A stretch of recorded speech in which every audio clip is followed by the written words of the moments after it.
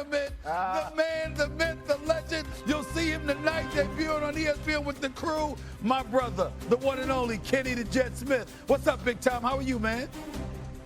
Man, that got me excited. The debuting, I haven't debuted on a network.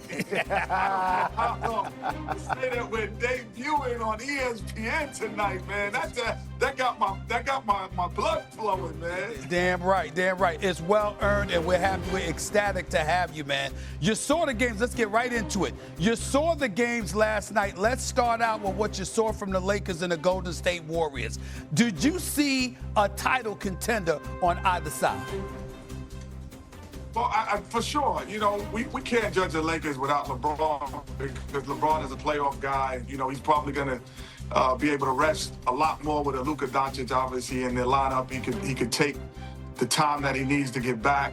He might have played last year at this time if there was no Luka, you know. So his ability to rest a little bit more because, you know, obviously last year with Anthony Davis was sitting out. So you couldn't have two guys sitting out. So Luka playing is going to give him they're title contenders, both of those teams. We know at Golden State, you know, Jonathan Kuminga has been there as the question mark all the time. And if he plays well, they become a threat. Kenny, do you worry about the Lakers defense? Like, I know Bron and Luka being in shape is a differentiator, right? Because both those guys are just special. But maybe some of the defensive challenges personnel-wise for the Lakers, is that of any concern for you throughout the course of the season? Well, I think the one thing that, you know, even when Luka went to the finals in Dallas, you say around him was really lively, you know, defensive-minded players that can really, you know, protect the rim. That's where I would say for the Lakers is, do they have a rim protector? Because at times they at least last year they played LeBron at the 5, and so now you become such a small lineup and you don't have a rim protector. So you can give up threes, but I don't think you can give up threes and layups. You have to be able, the one thing about the NBA, they say you have to be able to shoot the three. To me, you have to be able to defend it if you want to play. So, you know, is Ayton going to be a rim protector and not just an offensive threat? That's going to be the difference. Kenny, I was very impressed with Oklahoma City last night.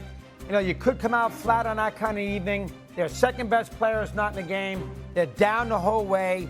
SGA makes big shots late after Durant missed a free throw. Then he makes 2 free throws to win. And you know better than anybody, when you get the one title, sometimes it's a little easier to get the second one.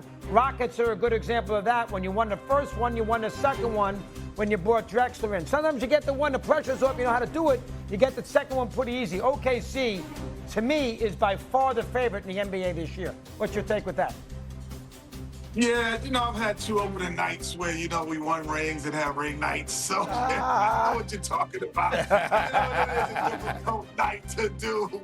But, you know, I never judge opening night as our night because it takes you off, you know, as Jay can tell you, like, being a basketball player is 100% about routine. What is your routine? And your routine is just thrown off totally.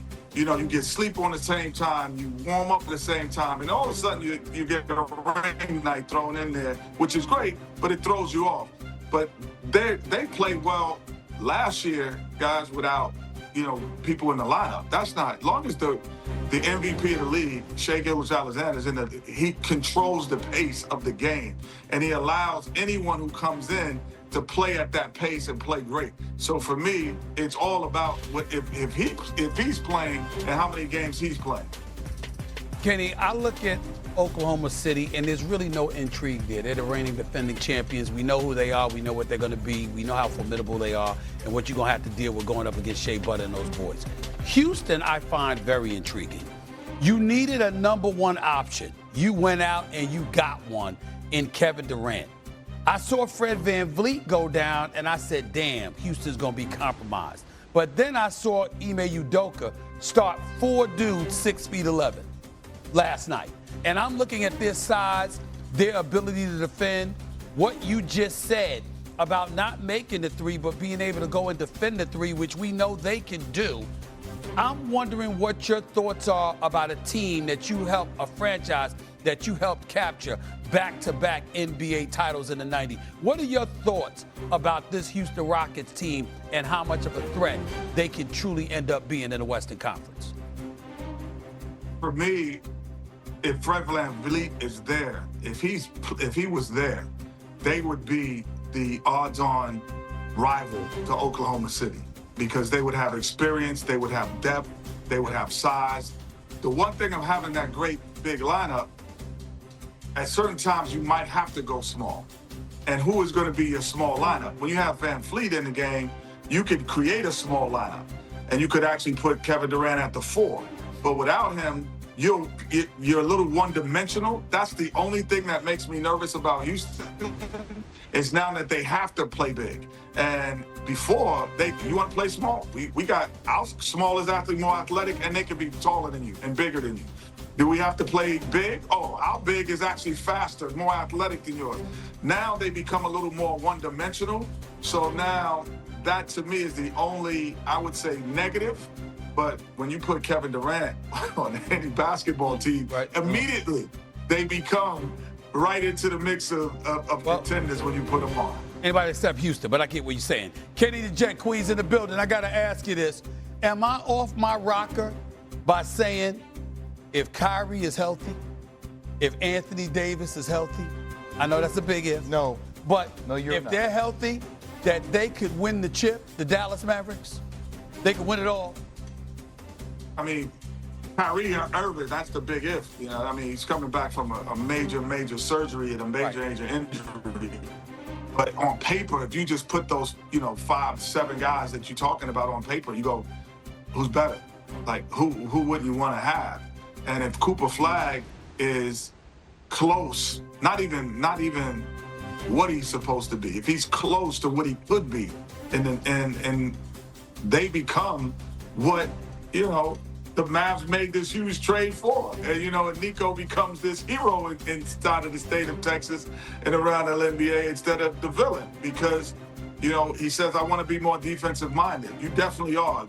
You became more defensive minded by adding Cooper Flag. Forget about what you already had and Anthony Davis. When you add Cooper Flag, I think his best attribute right now, if you saw him, which, I'm sure Jay being a guy from Durham, I don't say the school's name. I know you never say our school. You never say it, ever.